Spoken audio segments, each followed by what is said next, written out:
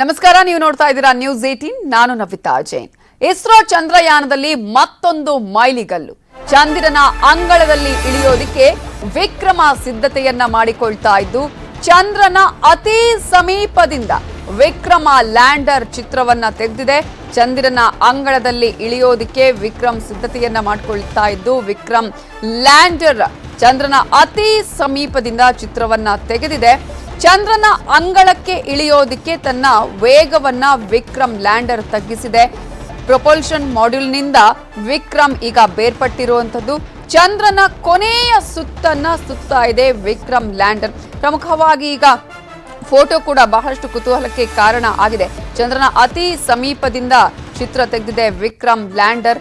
ಇನ್ನು ಈ ಚಂದ್ರನ ಕೊನೆಯ ಸುತ್ತುತ್ತಾ ಇರುವಂತಹ ವಿಕ್ರಮ್ ಲ್ಯಾಂಡರ್ ಬಗ್ಗೆ ಕೂಡ ಸಾಕಷ್ಟು ಕುತೂಹಲಗಳಿರೋದನ್ನ ನಾವು ಗಮನಿಸಬಹುದು.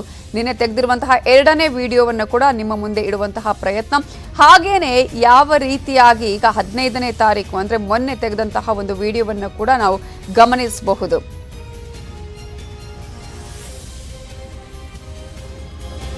ಇದರ ಬಗ್ಗೆ ಮಾತನಾಡೋದಕ್ಕೆ ನಮ್ಮ ಜೊತೆ ಈಗ ಇಸ್ರೋ ನಿವೃತ್ತ ವಿಜ್ಞಾನಿಯಾಗಿರುವಂತಹ ದಾಕ್ಷಾಯಿಣಿ ಅವರು ಫೋನ್ ಸಂಪರ್ಕದಲ್ಲಿ ಜಾಯಿನ್ ಆಗಿದ್ದಾರೆ. ನಮಸ್ತೆ ಮ್ಯಾಮ್. ನಮಸ್ತೆ. ನಮಸ್ತೆ. ಬಹಳ ಕುತೂಹಲ, ಬಹಳ ನಿರೀಕ್ಷೆನ ರೀಚ್ ಆಗ್ತೀವಿ ಅನ್ನುವಂತಹ ಖುಷಿ ಕೂಡ ಒಂದ್ ಕಡೆ. ಈಗಾಗಲೇ ವಿಕ್ರಮ್ ಲ್ಯಾಂಡರ್ ಚಂದ್ರನ ಅತಿ ಸಮೀಪದಿಂದ ತೆಗೆದ ಇರುವಂತಹ ವಿಡಿಯೋವನ್ನ ಕೂಡ ನಾವು ಗಮನಿಸ್ತಾ ಇದ್ದೀವಿ. ಇರುವಂತಹ ನಿರೀಕ್ಷೆಗಳು, ಮುಂದಿನ ಹೆಜ್ಜೆ. ಹೌದು. ನಿಮ್ಗೆ ಅದು ಮುಂದೆ ಏನಂತ ಹೇಳ್ಬೇಕಾ? ಇದು ನೀವು ನೋಡ್ತಾ ಇರೋ ವಿಡಿಯೋ ಅದು LPDC ಕ್ಯಾಮ್ರಾದಿಂದ, ಲ್ಯಾಂಡರ್ ಪೊಸಿಷನ್ ಡಿಟೆಕ್ಷನ್ ಕ್ಯಾಮ್ರಾದಿಂದ ತೆಗೆದಿರೋದು. ಸೊ ಅದು ನಿಮಗೆ ಏನ್ ಮಾಡುತ್ತೆ ಅಂದ್ರೆ, it will image particular region of the moon. Okay, ಅದು after imaging the particular region of the moon, it will process on the ground. They will process this. They will use a reference crater catalogue. Okay. So because ನೀವೇನಾದ್ರು ಒಂದು ಚಿತ್ರ ನೋಡಿದ್ರೆ ಅದು ನಿಮಗೆ ಗೊತ್ತಾಗ್ಬೇಕು, ಅದು ಯಾವ ಚಿತ್ರ ಅಂತ ನಿಮ್ಗೆ ಆ ಏರಿಯಾ ಗೊತ್ತಿಲ್ಲದ್ರೆ ಮುಂಚೆನೆ ನೀವು ಯಾವ ತೆಗ್ದಿದ್ದೀರ ಅಂತ ಗೊತ್ತಾಗ್ಬೇಕು ಅಲ್ವಾ? ಒಂದು ಆಕ್ಚುಲ್ ಆಗಿ ಅವರು ಮುಂಚೆನೆ ಒಂದು ಕೆಟ್ಲಾಗ್ ಇಟ್ಟಿರ್ತಾರೆ ಅದರಲ್ಲಿ ಆನ್ ಬೋರ್ಡೇನೆ. ಸೊ ಅದರಿಂದ ಅವರು ಗ್ರೌಂಡ್ ಅಲ್ಲಿ ಇರುತ್ತೆ, ಅದು ರೆಫರೆನ್ಸ್ ಕ್ರೇಟರ್ ಕೆಟ್ಲಾಗ್ ತಗೊಂಡು ಅದೆರಡನ್ನು ಮ್ಯಾಚ್ ಮಾಡ್ತಾರೆ. What the image got and with the reference crater, ಇವಾಗ ಇದ್ರ ಕ್ರೇಟರ್ಸ್ ಎಲ್ಲ ಇರುತ್ತಲ್ಲ, with that they will match ಮಾಡಿಬಿಟ್ಟು ರೆಫರೆನ್ಸ್ ಕ್ರೇಟರ್ದು ಪೊಸಿಷನ್ ಇರುತ್ತೆ, ಅದ್ರ ಲ್ಯಾಟಿಟ್ಯೂಡ್ ಲಾಂಜಿಟ್ಯೂಡ್ ಇರುತ್ತೆ. Okay, so based on that they will find out the latitude longitude of what ever the crater identify on the lunar surface. So ಇದಕ್ಕೆ ಒಂದು image matching ಆಲ್ಗಾರಿದಮ್ ಅಂತ ಹಾಕಿರ್ತಾರೆ ಅವರು. So ಅದರಿಂದ ತೆಗಿತಾರೆ. ಇದು ಏನಕ್ಕೆ ಹೆಲ್ಪ್ ಆಗುತ್ತೆ ಅಂದ್ರೆ, ಮುಂದೆ ನಾವು ಲ್ಯಾಂಡ್ ಮಾಡ್ಬೇಕಾದ್ರೆ ಸೊ ಆ ಜಾಗದಲ್ಲಿ ಏನೇನಿದೆ, ಕ್ರೇಟರ್ ಏನಿದೆ, ಅದೆಲ್ಲ ಏನಿದೆ ಅಂತ ಒಂದು ಐಡಿಯಾ ಬರುತ್ತೆ. ಸೊ ಅದಕ್ಕೆ ಇದನ್ನ ಲ್ಯಾಂಡರ್ ಪೊಸಿಷನ್ ಡಿಟೆಕ್ಷನ್ ಕ್ಯಾಮ್ರಾನ ಯೂಸ್ ಮಾಡ್ತಾರೆ. ಆಮೇಲೆ ಇದ್ರ ಇನ್ನೂ ಒಂದಿದೆ. ಈಗ ಆತರ ಎರಡು ಸಲ ಅದು ಪೊಸಿಷನ್ ಅದನ್ನ if they can find out, ಯಾಕೆಂದ್ರೆ ಇದನ್ನ ಒಂದು 3 ಇಮೇಜಸ್ ಅಂತೂ ಕ್ಯಾಪ್ಚರ್ ಮಾಡ್ತಾರೆ ನಾರ್ಮಲಿ ಇದನ್ನ. ಓಕೆ, ಸೊ ಅದನ್ನ ನೀವು 2 ಇಮೇಜ್ ತಗೊಂಡ್ರೆ ನಿಮ್ಗೆ, so from that you can even find out the direction it is the image is being taken, ಅಂದ್ರೆ ಟು ಸಮ್ ಎಕ್ಸ್ಟೆಂಟ್ ವೆಲಾಸಿಟಿ ಅಂತ ವಿಲ್ ಗೆಟ್. ಓಕೆ ಮ್ಯಾಮ್, ಒಂಚೂರು ನೆಟ್ವರ್ಕ್ ಇರೋ ಕಡೆ ಬಂದು ಮಾತಾಡ್ಬೋದಾ? ನಮ್ಗೆ ಒಂಚೂರು ಅಂದ್ರೆ ಡಿಸ್ಟರ್ಬೆನ್ಸ್ ಇದೆ ನಿಮ್ಮ ಆಡಿಯೋದಲ್ಲಿ, ಮಾತನಾಡುವಂತಹ ವಾಯ್ಸ್ ಅಲ್ಲಿ. ಚೂರು ಈ ಕಡೆ ಬರ್ಬೋದಾ? ಸರಿ, ಹೇಳಿ. ಈಗ ಕೇಳಿಸುತ್ತಾ ಸರಿಗೆ? ಈಗ ಕೇಳಿಸ್ತಾ ಇದೆ. ಓಕೆ, ಹೇಳಿ ಮ್ಯಾಮ್, ಹೇಳಿ. ಇದು ಲ್ಯಾಂಡರ್ ಪೊಸಿಷನ್ ಡಿಟೆಕ್ಷನ್ ಕ್ಯಾಮ್ರಾ ಅಂತ. ಇದು ಏನ್ ಮಾಡತ್ತೆ, ಇಮೇಜ್ ತಗೊಳತ್ತೆ, surface image it will take from that altitude. ಇದು ಆಲ್ಮೋಸ್ಟ್ ಇದು ತಗೊಂಡಿರೋದು ಅರೌಂಡ್ 150-160 ಆಲ್ಟಿಟ್ಯೂಡ್ ಇಂದಾನೆ ತಗೊಂಡಿರೋದು. ಯಾಕೆಂದ್ರೆ ಚಂದ್ರನ್ ಆಗ್ಲೇ ಆಲ್ಟಿಟ್ಯೂಡ್ ಬರ್ಬಿಟ್ಟಿದೆ. ಓಕೆ, ಅದು ತಗೊಂಡ್ಮೇಲೆ so it should tell the lander position. Okay, so lander position ಅದು ಹೆಂಗ್ ಹೇಳುತ್ತೆ ಅಂತಂದ್ರೆ, ಅದು ಆಕ್ಚುಲ್ ಆಗಿ ಅದ್ರ ಆನ್ ಬೋರ್ಡ್ ಅಲ್ಲೇ ಕ್ರೇಟರ್ ಕೆಟ್ಲಾಗ್ ಒಂದು ಸ್ಟೋರ್ ಆಗಿರುತ್ತೆ. ಓಕೆ, ಅದನ್ನ ಇಟ್ಕೊಂಡು ಇವರು ಈಗ ಏನ್ ಇಮೇಜ್ ತಗೊಂಡಿರ್ತೀರೋ ಅದು ರೆಫರೆನ್ಸ್ ಕ್ರೇಟರ್ ಕೆಟ್ಲಾಗ್ದು ಹಾ ಪೊಸಿಷನ್ ಗೊತ್ತಿರುತ್ತೆ, ಅಂದ್ರೆ ಲ್ಯಾಟಿಟ್ಯೂಡ್ ಲಾಂಜಿಟ್ಯೂಡ್, ಈ ಕ್ರೇಟರ್ ಯಾವ ಲ್ಯಾಟಿಟ್ಯೂಡ್ ಲಾಂಜಿಟ್ಯೂಡ್ ಕರೆಕ್ಟ್.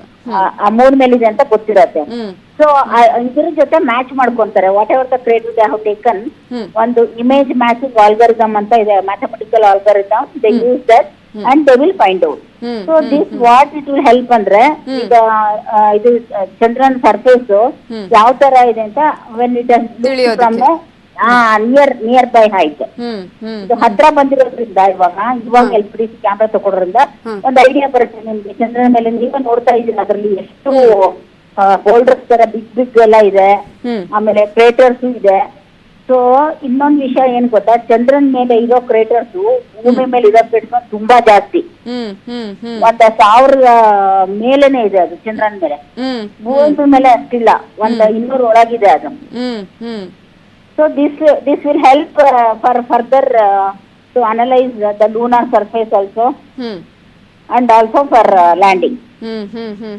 ಸರ್, ಈ ಮ್ಯಾಮ್ ಈಗ ಇಳಿಯುವಂತಹ ಸಂದರ್ಭದಲ್ಲಿ ಈಗ ಒಂದಷ್ಟು ಈಗ ಆಲ್ರೆಡಿ ಇನ್ನು ಕೆಲವು ದಿನಗಳು ಮಾತ್ರ ಬಾಕಿ ಇರುವಂತಹ ಸಂದರ್ಭದಲ್ಲಿ ಅದಕ್ಕೆ ಬೇಕಾದಂತಹ ಸಿದ್ಧತೆಗಳನ್ನ ನೋಡೋದಾದ್ರೆ ಚಂದ್ರಯಾನದಲ್ಲಿ. ಹೌದು, ಅದ್ರಲ್ಲಿ ಈಗ ಇನ್ನೂ ಒಂದು ಚಂದ್ರಯಾನ್ 2 ನಲ್ಲಿ ಒಂದು OHRC ಕ್ಯಾಮ್ರಾ ಅಂತ ನಿಮ್ಗೆ ಗೊತ್ತಿರ್ಬೋದು. ಅದು ಆರ್ಬಿಟರ್ ಹೈ ರೆಸಲ್ಯೂಷನ್ ಕ್ಯಾಮರಾ ಅಂತ. ಅದು ಆಕ್ಚುಲ್ ಆಗಿ orbiter it is already going around the moon, it is still in the orbit. Chandrayaan 2 ನಾವೇನ್ 2019 ನಲ್ಲಿ ಲಾಂಚ್ ಮಾಡಿದ್ವಲ್ಲ, ಅದು ಆಕ್ಚುಲ್ ಆಗಿ ಮುಂಚೆನೇ ಇನ್ಫಾರ್ಮೇಶನ್ ಕೊಟ್ಟಿದೆ. ಭೂಮಿ ಮೇಲೆನೆ ಅದನ್ನ ಪ್ರೋಸೆಸ್ ಮಾಡಿ ಐಡೆಂಟಿಫೈಡ್ ದಟ್ ಪರ್ಟಿಕ್ಯುಲರ್ ಏರಿಯಾ, ಅದ್ರಲ್ಲಿ ಏನೇನ್ ಬೋಲ್ಡರ್ಸ್ ಇದೆ, ಏನೇನ್ ಕ್ರೇಟರ್ಸ್ ಇದೆ ಅಂತ. ಓಕೆ, ಈಗ ಇನ್ನೊಂದು ಕ್ಯಾಮ್ರಾ ಇಟ್ಟಿದ್ದಾರೆ, ಇದು LS DAC ಅಂತ.